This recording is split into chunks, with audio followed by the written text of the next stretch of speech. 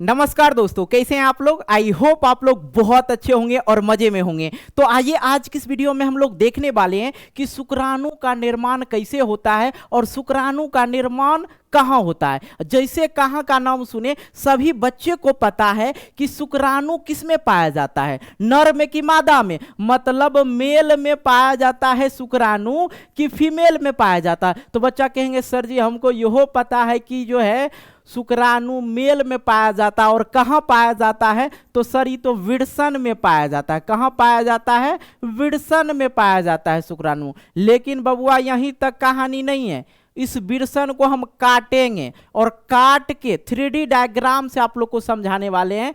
काट के जो है 3D एनिमेशन उसको बोलते हैं, ठीक है। काट के उसके अंदर की पार्ट को भी दिखाएंगे, जो विड्सन होते हैं उसके अंदर काट के आपको दिखाएंगे कि इसके अंदर क्या क्या चीज है, ठीक है। और कहां पे जाके किस पार्ट में विड्सन के अंदर जो और सारे पार्ट है और किस पार्ट में जाके शुक्राणु का निर्माण होता है, इस वीडियो में ये सब चर्चा करने वाले हैं। वीडियो जो है बहुत ही ज्यादा जबरदस्त होने वाला है और गलती से भी आप लोग जो है इस वीडियो को छोड़ के मत जाइए, ठीक है। पूरा चीज आप लोग को समझा देंगे 110%। ओके, तो शुरू करें। तो भैया आपको पता हो गया कि स्पर्म का निर्माण किस में होता है? मेल में होता है। कहेंगे सर ये तो 100% समझ में आ गया। आइए आगे आपको समझाते हैं। देखो, जो बच्चे मेल रिप्रोडक्टिव सिस्टम वाला वीडियो नहीं देखे हैं तो देख लीजिएगा, नहीं तो अभी भी हम थोड़ा सा उसके बारे में चर्चा कर लेंगे और उसके बाद जो है ये जो टेस्टिस जो है, विड्सन जो है, इसको हम काटेंगे। कोई दिक्कत नहीं ना। काहे कि कोई बच्चा नए आ गए होंगे तो उनको थोड़ा दिक्कत हो जाए। जो बच्चा रेगुलर देख रहे हैं उनको तो पता ही होगा, काहे है कि नहीं जी। चलो भाई सुनते हैं यहां से।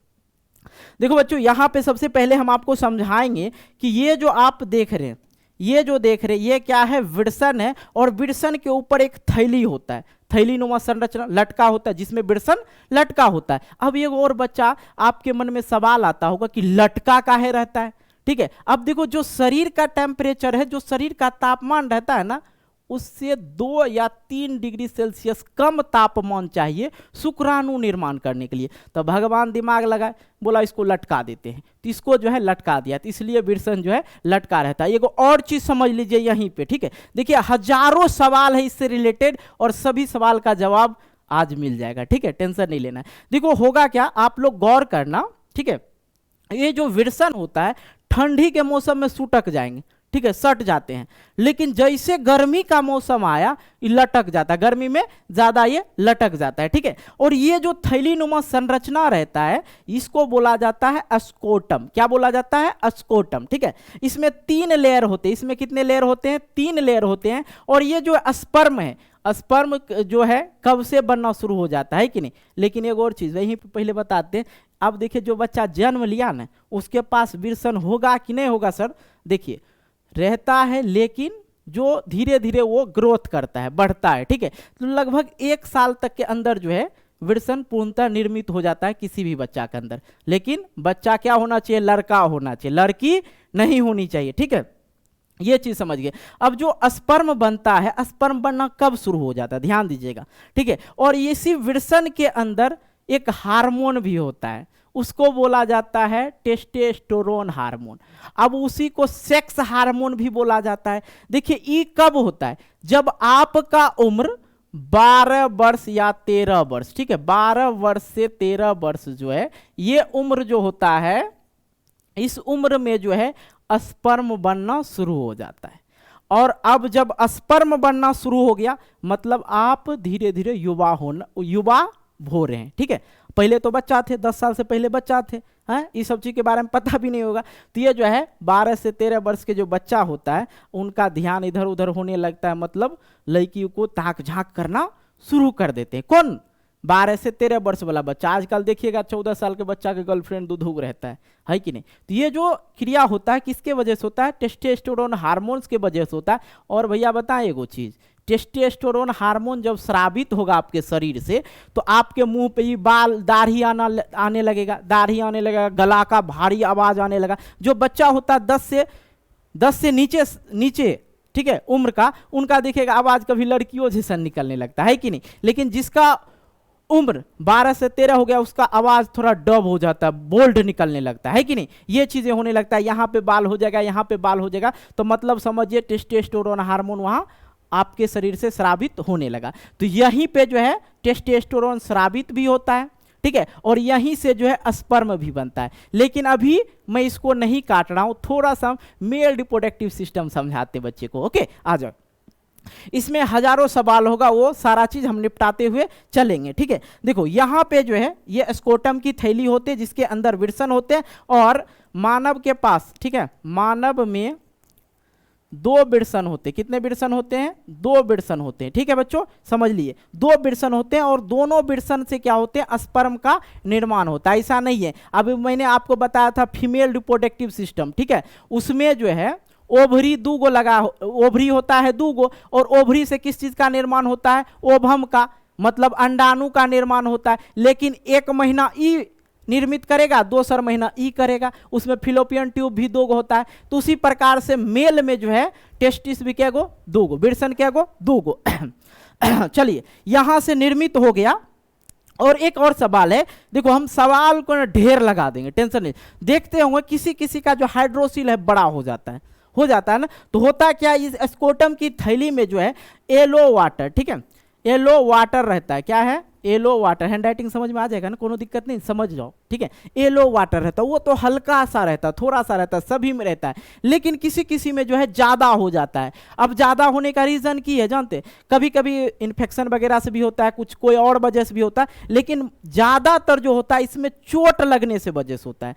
जैसे गेंद खेल रहे हैं, ऐसे मारे छक्का, कहीं छक्का नहीं गया और कहीं यहीं पे लग गया बॉल, तो ये जो दर्द होता है ना, 4-5 को आदमी की याद दिला देगा, ऐसा दर्द करता। मतलब अगर शरीर के किसी पार्ट में उतना दर्द नहीं होता मारने पे या चोट लगने पे, लेकिन इसमें जो है सबसे अधिक दर्द होता है। और दर्द होते ही जैसे बॉल लगा, देखिएगा अभी क्रिकेट खेलते होंगे तो जानते होंगे, जैसे लगा इस पे बॉल, पकड़ के लोग बैठ जाते हैं, और इतना दर्द पूछिए मत, ठीक है। चलिए, ये चीज समझ में आ गया आप लोग को?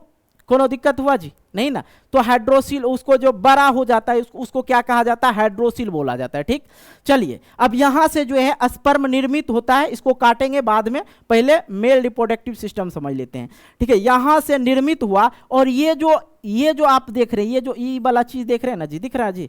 चलो, यहाँ पे देख रहे हैं ना, मोटा सा हल्का सा जो है, ये जो दिख रहे हैं, आगे हम आपको दिखाएंगे डायग्राम में, टेंशन नहीं लीजिए। ये जो है ये इसको कहते हैं अधिविरसन। किधर लिख दें? चलिए इधर लिख देते हैं, इसको कहते हैं अधिविरसन। अब अधिविरसन का इंग्लिश क्या होता है? एपिडिडमिस, ठीक है, एपिडिडमिस। ये क्या करता है? स्पर्म को, ठीक है, स्पर्म जो शुक्राणु होता है, शुक्राणु को जमा करता है।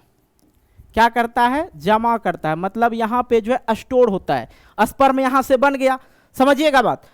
ओके, यहां से स्पर्म बना, और ये वाली जो थैली होती है, मतलब थैलिए बोलिए, अधिविरसन, इसमें आके जो है क्या होता है? शुक्राणु स्टोर हो जाता है, रुक जाता है, वहां पे आके निर्मित होते जाता है। अब शुक्राणु का कितने दिन में निर्मित होता है? 70 से 75 दिन में जो है शुक्राणु निर्मित होता है। और एक बार में जो स्पर्म निकलता है, शुक्राणु जो निकलता है, वो 5 से 7 ml के बीच में होता है, ठीक है। अब उसमें जो है 1 ml में जो है 20 लाख होता है, उसके बारे में आगे चर्चा करेंगे। यहां पहले समझिए, यहां से अधिविरसन में आके जमा हुआ। चलो भाई, अब जो है, अब क्या होगा? अगर इसको जरूरत होगा, जरूरत कब होगा भैया? जरूरत कब होगा? जब इंसान सेक्स करते हैं, सीधी सी बात। देखो भाई, हम जो है बायोलॉजी जो है आपको एक एक चीज तोड़ के पढ़ाएंगे, ठीक है भैया। किसी को शर्म लग रहा है तो हेडफोन लगा लीजिएगा, यही शर्म के वजह से सही से बच्चे समझ नहीं पाते हैं। यहाँ पे एक मैंने आपको बता दिया टेस्टोस्टेरोन हार्मोन के बारे में। अब एक चीज और समझिएगा, लिबिडो। ये जो लिबिडो होता है, ये जो क्या करता है? ये सेक्स करने की क्रिया को एक्टिव करता है, ठीक है। ये लिबिडो का काम है, सेक्स करने की क्रिया को ये एक्टिव करता है, ये लिबिडो हार्मोन। ये जो है जैसे वो एक्टिव हुआ, अब लड़का का मन हुआ सेक्स करने का, पुरुष का मन हुआ सेक्स करने का, सेक्स किए, ठीक है। अब जो लास्ट स्टेज होता है सेक्स का, उसमें क्या होता है? स्पर्म जो है इस माध्यम से बाहर निकलता है, ठीक है। तो यहां से जो है ये चल जाता है, जब उसकी जरूरत पड़ती है स्पर्म की, शुक्राणु का, तो ये धीरे धीरे ये जो नली होता है, ये नली को कहता है शुक्रवाहिका नली। और शुक्रवाहिका नली से क्या होता है? विरसन से शुक्राणु कहाँ आता है, शुक्राशय तक आता है। अगर आपसे पूछे क्या शुक्रवाहिका किसको, शुक्रवाहक किसको कहते हैं, तो कहिएगा स्पर्म को विरसन से लेकर शुक्राशय तक की नली को शुक्रवाहिका कहते हैं, और इसी को बोला जाता है वैस डिफरेंस इंग्लिश में। और एक और चीज यहीं पे समझा दे क्या, जेकरा मान लिया जाए नसबंदी कहते हैं। देखो बच्चों, मैं एक बार और पढ़ा चुका हूँ फीमेल रिप्रोडक्टिव सिस्टम में कि लोग गलत बोलते हैं, महिला का नसबंदी नहीं होता, नलबंदी होता है, क्योंकि वहाँ पे फिलोपियन नलिका रहती है, लेकिन यहाँ पे क्या होता है, नस जैसा रहता है, ये जो है नस है। और तो इसलिए पुरुष में नसबंदी और महिला में नलबंदी। तो अगर पुरुष अपना चाहेगा कि भैया अब हम नसबंदी करवा ले, अब हमको मतलब अब हम दो, हमारे दो के बाद जो है नसबंदी करवा ले, तो ई वाला नस जो है डॉक्टर काट देगा, काट के बांध देगा, ई वाला नस भी काट के बांध देगा, ठीक है, कोनो दिक्कत नहीं। तो यहां तक आ गया, ये कहां तक आ गया, शुक्राशय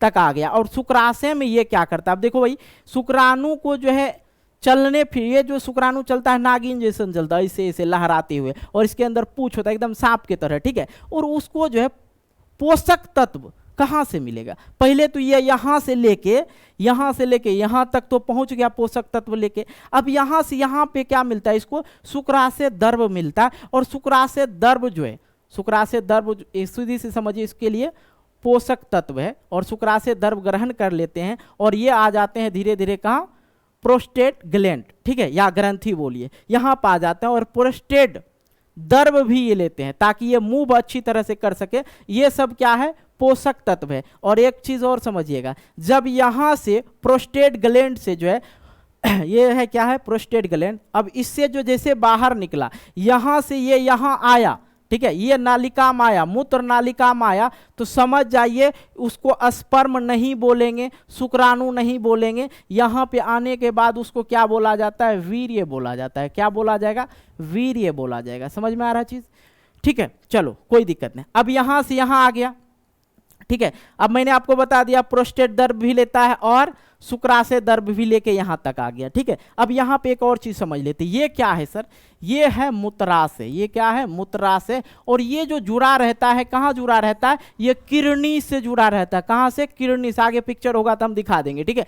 ये जो है, अब यहाँ पे जो प्रोस्टेट ग्लैंड का क्या काम है, क्योंकि ये नली, ये वाला नली इसी से लगा हुआ, ये वाला नली इसी से लगा हुआ, और इसे में तो पेशाब और शुक्राणु दोनों एक ही साथ चल जाएगा। तो लेकिन ये जो ग्लैंड है, इसका क्या काम है, जैसे पेशाब लगा किसी को, ठीक है, कोई दिक्कत नहीं, मूत्र बोलिए, अब लगा किसी को पेशाब, तो भैया दिमाग में यहाँ आता है सिग्नल, अरे पेशाब लग गया, अब जोर से, ठीक है। तो अब ये क्या करता है, पेशाब वाला नली को खोल देता है। अब इसको फिर से ये बंद कर देगा। फिर अगर शुक्राणु का जरूरत होगा, स्पर्म का जरूरत होगा, तो फिर ये इसका दरवाजा खोल देता है। यही ये काम करता है प्रोस्टेट ग्लैंड। क्लियर हुआ, कोई दिक्कत जी। अब किसी किसी को क्या होता है कि पेशाब के समय ही क्या आने लगता है, स्पर्म भी आने लगता है, तो उसको हो जाता है प्रोस्टेट कैंसर, जो कम पाया जाता है, पुरुष में कम पाया जाता है। और वो क्यों होता है, ज्यादातर अगर आप हस्तमैथुन करते हैं, ठीक है, हस्तमैथुन बोलते हैं उसको शायद ना, हाँ, तो वो अगर ज्यादा हो जाए, अगर सप्ताह में 1 से 2 बार हुआ तो कोनो बात नहीं, अगर एक दिन में 5 बार करिएगा तो प्रोस्टेट ग्लैंड जो है कमजोर हो जाता है। हस्तमैथुन जो है अगर आप सप्ताह में मतलब एक दिन में 5-6 बार कर दिए तो ये जो प्रोस्टेट ग्लैंड है ये कमजोर होने लगता है, और कमजोर होने के बाद ये जो है प्रोस्टेट कैंसर हो जाता है इंसान को, ठीक है। और ये कमजोर हो जाएगा, दोनों तरफ से ये निकल जाएगा। ये चीज क्लियर हो गया, कोई दिक्कत। अब किस प्रकार से मूत्र आता है नहीं आता ये मैंने आपको क्लियर करवा दिया। और ये जो पेनिस होता है ये जो पेनिस होता है इसको क्या बोला जाता है, शिश्न। क्या बोला जाता है, शिश्न बोला जाता है, ठीक है, इंग्लिश में इसको पेनिस बोला जाता है। इसका काम क्या होता है, ठीक है, इसका काम क्या होता है, गर्भाशय में क्या देना, शुक्राणु को पहुंचाने, और इसका कोई काम नहीं है, ठीक है। इसका काम क्या होता है, शुक्राणु को गर्भाशय तक ले जाने का काम करता है, और कुछ नहीं। और पेशाब नली से जुड़ा हुआ पेशाब वगैरह करते हैं। ये चीजें आपको क्लियर हो गया, कोनो दिक्कत हुआ जी महाशय, अगर किसी को कोई दिक्कत हो तो कमेंट बॉक्स पड़ा हुआ कर दीजिएगा। आइए देखिए, थोड़ा सा लॉन्ग वीडियो हो जाएगा, लेकिन हम जो है, ठीक है, पर्सनली हम अपनी बात बोल रहे हैं, एक एक चीज को क्लियर करना चाहते हैं ताकि बच्चे को दिक्कत ना हो, क्योंकि इससे रिलेटेड ना हजारों सवाल मेरे मन में भी चलता था जब मैं 10th की तैयारी कर रहा था उस समय। और हम जो पढ़ते थे एक गांव में पढ़ते थे और अच्छे शिक्षक थे, ठीक है, और उनके पास जब पढ़ते थे गांव की लड़कियां और गांव के लड़के थे और गांव के ही शिक्षक थे। जब ये वाला अध्याय शुरू होता था तो सर भी थोड़ा सा इधर ऐसे करके जल्दी से निकल जाते थे अध्याय को कंप्लीट करके।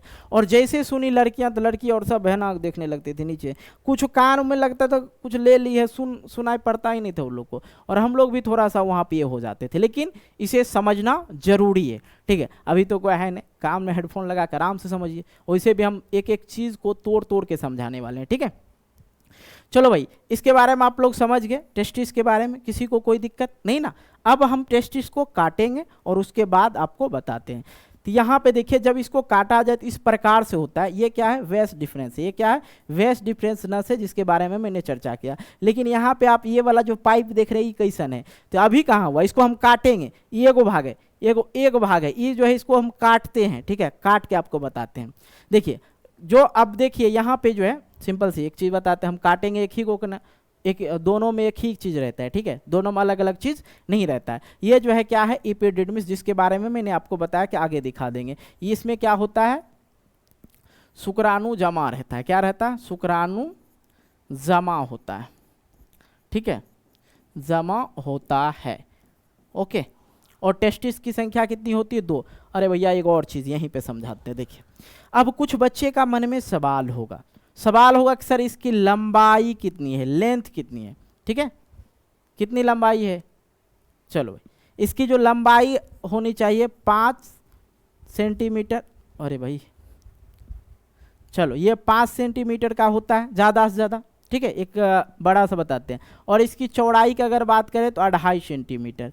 और इसका वेट की बात करें, ठीक है, वजन, अगर इसकी वजन की बात करें तो सिंपल सी बात समझिए कि ये जो है 12 से 15 ग्राम होता है, ठीक है। अब बच्चा जो होगा वो करते 12 से 15 ग्राम नहीं होगा, तो इसलिए आप लोग अपना अपना नापना शुरू मत कीजिएगा, ठीक है। एक आपको बताते हैं वजन कितना रहता है, ठीक है। अभी इसका लगभग में ही रहता है हमेशा। तो ये चीज़ें समझ में आ गया, किसी को कोई दिक्कत? ये जो है स्कोटम की थैली होती है, इसका लेयर कितना होता है? ठीक है, 3 लेयर होता है, 3 लेयर होता है, ठीक है, ओके। और ये क्या हो गया? एपिडिडमिस। ये क्या हो गया? वेस्ट डिफरेंस, ठीक है। आगे हम बढ़ते हैं, ठीक है। अब इसको हम काट दिए बच्चों, ये जो था विड्सन, इसको हम 2 भाग में काट दिया। अब यहाँ से कहानी शुरू करते हैं, समझिएगा। अब ये जो आपके विड्सन है आपके अंदर, जो एक स्कोटम की थैली में लटका हुआ, उसके अंदर कितना चीज़ है आप जान के हैरान हो जाएंगे कि सर हमको तो ये पता था सिर्फ कि विड्सन से जो है स्पर्म का निर्माण होता है, शुक्राणु का निर्माण होता है। लेकिन कभी आपने सुना था कि कहाँ होता है? ठीक है, अब समझिएगा। जब इसको हम काटते हैं तो ये कोष्टक दिखता है बच्चों, ये जो कोष्टक दिखता है, और ये जो कोष्टक की संख्या होता है 250 से 300 होता है, 250 से 300 होता है ये कोष्ठ की संख्या। कोष्ठ कह रहे समझे, है ये वाला जो है इस तरह से, ये जो है 250 से 300 रहता है, ये कोष्ठ की संख्या रहता है, ठीक है, समझिएगा। अब यहाँ पे इसमें जो है देख रहा होगा छोटा छोटा पाइप है, छोटा छोटा पाइप है, और उस पाइप को क्या बोला जाता है? Seminiferous tube. उसको क्या बोला जाता है? सेमनीफेरस ट्यूब बोला जाता है। और यहीं पे क्या होता है? शुक्राणु का निर्माण होता है। लेकिन यहाँ पे कहाँ पे? एक रो काटेंगे, वो पाइप को हम काट के आज बताएंगे, ठीक है। चलो आगे की हम चर्चा बाद में करें, ठीक है। आगे जो है ये सब के बारे में बाद में बताएंगे। पहले हम की करते हैं, इस सेमनीफेरस ट्यूब जो है इसको पहले हम काटते हैं। और ये वाला जो मोटा सा ये दिख रहा है ना, यही है आपका एपिडिडमस, जो यहाँ पे क्या करता है? शुक्राणु को स्टोर करता है, जिसे हिंदी में अधिविर्सन बोला जाता है, ओके। आ जाओ भाई। तो भैया जब हम इसको काटेंगे उन्नस को, अब यहाँ पे आप समझिएगा उन्नस कितना बड़ा रहता है। वो जो पाइप रहता है, सेमनीफेरस ट्यूब जो रहता है, वो कितना लंबाई होगा? आपके मन में चल रहा होगा कि सर इसकी लंबाई कितना होगा, इसकी चौड़ाई कितनी होगी? तो ये वो बाल उखाड़ेंगे, वही हो गया उसकी लंबाई चौड़ाई, यही समझिए, बाले इतना इतना रहता है, ठीक है। जब ये सेमनीफेरस ट्यूब को काटा जाए तो इस प्रकार की एक संरचना बनता है, और यहाँ पे सेट्रोली, ठीक है, सेट्रोली सेल होता है, और ये क्या करता है? प्रोटेक्ट करता है इसको। ये जो आप यहाँ पे देखिए स्पर्मेटोगोनियम, ठीक है, स्पर्मेटोगोनियम, यहां से क्या होता है, ये जो है ये क्या है, स्पर्मेटोगोनियम है, और ये जो है दो भाग में, जैसे यहां से ये रिलीज हुआ, यहां से ये निकला, तो यहां पे जैसे आता है ये दो भाग में टूट जाता है, यहीं पे क्या होता है, शुक्राणु का निर्माण होता है। और ये जो लूमन देख रहे हैं, ये लूमन क्या करता है, यहां पे इसको पोषक तत्व प्रोवाइड करता है। क्या करता है, पोषक तत्व प्रोवाइड करता है, और ये जो है यहां से धीरे धीरे तैरना शुरू कर देता है बच्चों। यहां से क्या करना लगता है, ये धीरे धीरे तैरना शुरू कर देता है। पोषक तत्व रहेगा तभी तो आगे बढ़ने की उसमें क्षमता रहेगा, है कि नहीं। ठीक है, चलो भाई, जब यहां से ये रिलीज होता है, ठीक है, यहां से, ठीक है, यहां तो बन गया, कैसे बना बता दिए ना, कोई दिक्कत, कहां पे बनता है, ये स्पर्मेटोगोनियम के टूटने के बाद यहाँ पे शुक्राणु का निर्माण होता है, और एक स्पर्मेटोगोनिया जो है दो भाग में टूट जाता है, वही शुक्राणु हो जाता है। और उसके बाद लूमन जो है क्या करता है, उसको पोषक तत्व प्रोवाइड करता है ताकि वो आगे एक्टिव रहे और तैर सके। ठीक है, अब यहाँ से जो है ये क्या होता है, ठीक है, यहाँ से जो है ये सेमनीफेरस ट्यूब से बन गया, काट दिए तो बना ही दिए। ठीक है, अब यहां से ये कहां आएगा, ये जो है ये देख रहे हैं ये जालक है, इसको कहा जाता है विल्सन जालक, यहां पे आता है। और यहां पे आने के बाद ये शुक्रवाहिका होता है, इसके अंदर शुक्रवाहिका होता है, और शुक्रवाहिका के जो संख्या होता है 12 से 15 होता है दोनों में।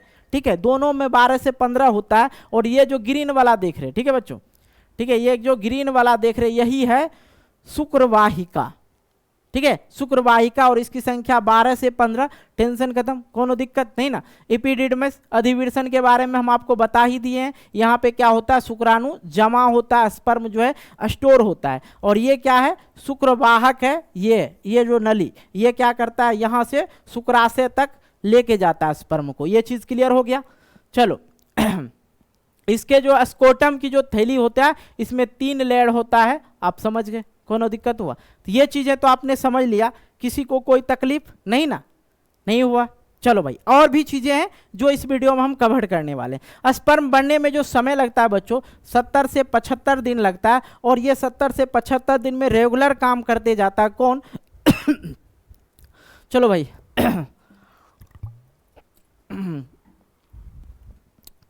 ये प्रतिदिन काम करते हैं कौन, जो सेमनीफेरस ट्यूब है उसमें जो है 70 से 75 दिन तक लग जाता है स्पर्म को बनाने में। और ये जो है प्रतिदिन काम करता है दोनों विल्सन के अंदर, ये दोनों प्रतिदिन रोजाना इसका काम होता है कि इसको बना के हम अधिविर्षण में स्टोर कर दें। अब होता है करो करो जो है स्वप्न दोष हो जाता है, कहते हैं ना स्वप्न दोष हो जाता है। अब सिंपल सी स्वप्न दोष का जो है एक ही बात समझिए कैसे होता है। अब अधिविर्षण जो दिखा है, देखिए टॉपिक है कवर करवाते हैं। ये जो आपका अधिविर्षण है, क्या है अधिविर्षण, समझिएगा। यहाँ पे जो कोनो कंटर तो नहीं लगा है 5 किलो का, लगा है जी। अब कहीं पे आप जाते हैं पानी भरने के लिए, तो नल से अगर ज़्यादा हो गया धीरे धीरे बह जाता है, तो वही चीज़ होता है, यहाँ पे थोड़ा सा ही स्टोर हो पाता है, ज़्यादा नहीं स्टोर होता है। ठीक है, तो ये जो है धीरे धीरे अगर यहाँ पर स्टोर हुआ और आप सेक्स वगैरह नहीं किए, कुमारे हैं, तो कहाँ से करेंगे। ठीक है, तो अगर नहीं किए तो क्या होता है, ये धीरे धीरे धीरे स्वप्न दोष के माध्यम से, ठीक है, निकल जाता है बाहर। ठीक है, अगर ज़्यादा हो, ध्यान दीजिएगा, अगर सप्ताह में 1 बार हो गया, कभी 2 बार भी हो गया, अगर महीना में 5 बार होता है, 4 बार होता है, तो कोनो दिक्कत की बात नहीं है। ठीक है, पढ़ाई के मुताबिक बता रहा हूँ, बुक के मुताबिक आप लोग को। ठीक है, अगर ज़्यादा हो रहा, प्रत्येक दिन हो रहा, तो भैया डॉक्टर से दिखवा लीजिएगा। ओके, चलो हम लोग कहाँ थे, यहाँ पे। तो ये बच्चों क्या है, स्पर्म है, इसके बारे में हम ज़्यादा चर्चा नहीं करेंगे। ठीक है, स्पर्म का निर्माण और कहाँ होता है ये चीज़ के बारे में चर्चा कर दिए, लेकिन थोड़ा सा यहाँ पे जो है टॉपिक आता है, कितना दिन में बना, 70 से 75 दिन में। ये जो भाग रहता है, ये जो भाग रहता है, ये जो आप देख रहे हैं, ये शुक्राणु का स्ट्रक्चर है, इसको कहते हैं एक्रोसोम। और शुक्राणु में न्यूक्लियस भी पाया जाता है। ठीक है, शुक्राणु में न्यूक्लियस भी पाया जाता है। अब जो है यहाँ से फिर डीएनए आरएनए में घुसेंगे तो फिर वहाँ पे इसके बारे में चर्चा होगा। ठीक है, लेकिन अभी कुछ नहीं। और ये वाला जो पार्ट होता है, यहाँ से यहाँ तक की जो पार्ट होता है, इसमें लगा रहता है माइटोकॉन्ड्रिया। ठीक है, अब ये माइटोकॉन्ड्रिया जो है ये वाला भाग हो गया, और ये इसकी पूंछ है, ये क्या है, इसकी पूंछ है। तो ये माइटोकॉन्ड्रिया लगा होता है। एक चीज़ मैंने आप लोग को अगर नहीं पढ़ा है तो समझ लीजिए, जो यूट्रस होता है, महिला के पास क्या होता है, यूट्रस होता है, जहाँ पे बच्चा जो है बच्चा जो है रहता है, ठीक है, ज़्यादा दिन तक वहीं पे बच्चा रहता है, 9 महीना, ठीक है, यूट्रस में। और जो अब गर्भ निरोधक चीज़ें होती है, ठीक है, एक आता है उसमें कॉपर टी, उसके बारे में इसलिए समझा रहे ताकि यहाँ पे ये जो है माइटोकॉन्ड्रिया के बारे में आप लोग अच्छी तरह समझिए। जो कॉपर टी होता है उसकी अगर आकार की बात करें तो इस प्रकार से रहता है, और ये क्या करता है, यूट्रस में लगा दिया जाता है, यूट्रस में लगा दिया जाता है, इसमें कॉपर का लेयर बना रहता है, और इस ये जो है कॉपर से रिएक्शन हो जाता है किसका, माइटोकॉन्ड्रिया का। ये गर्भ निरोधक के लिए किया जाता है, और इसका जो है एक बार किसी महिला के यूट्रस में ये कॉपर टी लगा दिया जाए, सिंपल सी बात समझिए, कॉपर टी लगा दिया जाए, एक बार लगाए मतलब 3 साल कंप्लीट, कोई दिक्कत नहीं, ठीक है, कोनो दिक्कत नहीं, बच्चा पैदा नहीं होगा, बच्चा मतलब महिला प्रेग्नेंट नहीं रहेगी। क्यों नहीं रहेगी, उसका रीजन समझिए। ये किस चीज का बना रहता है, कॉपर टी का बना रहता है, और ये जो माइटोकॉन्ड्रिया है इससे जो है रिएक्शन कर लेता है, और रिएक्शन करता है जो इसका जो है ये पूछे तोड़ देता है, किसका, शुक्राणु का जो पूछ होता है तोड़ देता है, वहीं पे रिफ्यूज हो गया भैया, जैसे वहां पे पूछ टूटाई कर कोनो सकबक नहीं चलेगा, काहे कि पूछे के स्पीड से ये चलता है, मतलब पूछ तैरेगा, पूछ से ही तैर के आगे ये बढ़ता है, ठीक है। तो आगे हम आपको बताते हैं कि किस प्रकार से फर्टिलाइजेशन होता है, ठीक है। चलिए देखते हैं, आइए, तो ये जो हम आपको बताते हैं थोड़ा सा, ये क्या है, फीमेल का, चलो भाई, ये जो है फीमेल का क्या है, अंडाणु है, क्या है, अंडाणु है, ओभम, ठीक है, अंडाणु है, और ये जो है अंडाणु समझ गए, पढ़ाए थे ना, फीमेल रिप्रोडक्टिव सिस्टम, उसमें बताए थे। चलो, इसके ऊपर एक लेयर बना रहता है, ध्यान से समझिएगा, इसके ऊपर एक लेयर बनाया रहता है, उसको बोला जाता है कोरोना रेडियाटा, कोरोना रेडियाटा, ठीक है। ये जो है कोरोना रेडियाटा जो होता है ये किस पे बना रहता है, अंडाणु के ऊपरी सतह को बोला जाता है कोरोना रेडियाटा, और ये जो होता है थोड़ा कठोर होता है, हार्ड होता है, समझे, इतना हार्ड होता है कि इसको जो है ये जो शुक्राणु आ रहा है इसको भेद नहीं पाता है, ठीक है, मतलब फर्टिलाइजेशन नहीं कर पाता है। तो इसलिए क्या होता है, शुक्राणु के अंदर एक्रोसोम होता है, क्या होता है, ये जो शुक्राणु है इसके ऊपरी सतह में जो मैंने आपको पहले बताया, क्या बताया, एक्रोसोम होता है, ये देखिए एक्रोसोम होता है, इसको जोम पढ़ते हैं, ठीक है, एक्रोसोम ये होता है, और ये क्या करता है, यहां से एक तरल पदार्थ निकलता है, सिंपल सी बात समझिए, इससे एक पदार्थ निकलता है चिपचिपाहा वाला, और ये क्या करता है, इस भाग के कोरोना रेडियाटा पे ये जैसे पदार्थ छोड़ा तो ये क्या होता है, इस भाग को थोड़ा सा नर्म कर देता है, और नर्म करने के बाद क्या होता है, उसमें क्या होता है, ये शुक्राणु आसानी से घुस जाता है, और जैसे घुसा दरवाजा बंद, मतलब ये बंद हो जाता है, तुरंत बंद हो जाता है। अब ये क्या होता है, इसका पूछ बाहर रह जाता है, ध्यान दीजिएगा, इसका पूछ बाहर रह जाता है, तो यहाँ पे तो सिर्फ एक ही गो शुक्राणु ट्राई नहीं करता है, और एक बार बंद हो गया तो फिर खुलता नहीं है। अब देखो इसी क्रम में क्या होता है, जुड़वा बच्चा जो जन्म लेता है, इसी क्रम में क्या होता है, यहाँ पे ये गो इधरोस ट्राई कर रहा है, ये गो इधरोस ट्राई कर रहा है कि नहीं, बहुत सारा दिख रहा है, काहे कि 1 ml में 20 लाख शुक्राणु होता है। और भैया एक चीज समझ लेते हैं, अंडाणु का जो मतलब जीवन काल है, ठीक है, मैंने उसे पढ़ा रखा, चलो फिर से, जीवन काल की बात करें मतलब कब तक जीवित रहता है, तो अंडाणु जो जीवित रहता है कितने दिन तक रहता है, 2 दिनों तक, ठीक है, 2 दिनों तक। अब आता है शुक्राणु सर कितने दिनों तक जीवित रहता है, ठीक है, यहां पे लिख देते हैं शुक्राणु का जीवन काल, ठीक है बच्चों, जीवन काल, जीवन काल जो होता है 72 घंटा होता है, कितना घंटा, 72 घंटा, 3 से 4 दिन के लगभग, ठीक है, 72 घंटा रहता है किसका, शुक्राणु का जीवन काल। ओके, ये भी जानना जरूरी था आप लोग के लिए। चलो, तो इसमें जो है कभी क्या होता है, इधरोस घुस गया और इधरोस वही टाइमिंग में घुस गया, तो यहाँ पे क्या होगा, जुड़वा बच्चा पैदा होगा, फर्टिलाइजेशन हो गया। फर्टिलाइजेशन होने के बाद क्या होता है, फर्टिलाइजेशन होने के बाद ये जो है भ्रूण बन के कहाँ आ जाता है, यूट्रस में आ जाता है, तो वो महिला वाला चीज़ है। तो जब हम फीमेल रिप्रोडक्टिव सिस्टम पढ़ाए तो उसमें बताए थे, कोनो दिक्कत जी नहीं ना।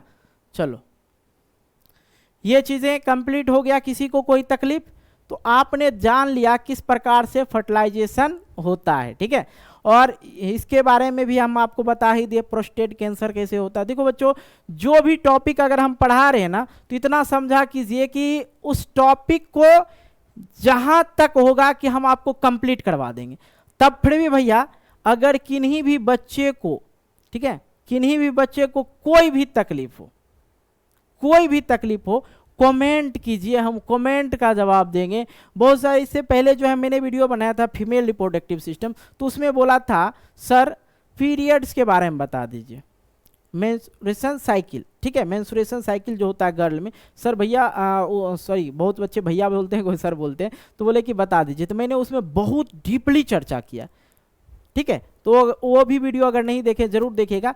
कोई भी चीज़ हो आप हमें कमेंट बॉक्स में कमेंट कीजिए, ज़रूर बताएंगे, वहाँ तक समझा देंगे, कहाँ आप भूल नहीं पाइएगा, इतना पढ़ा देंगे कि दूसरे को पढ़ा दीजिएगा।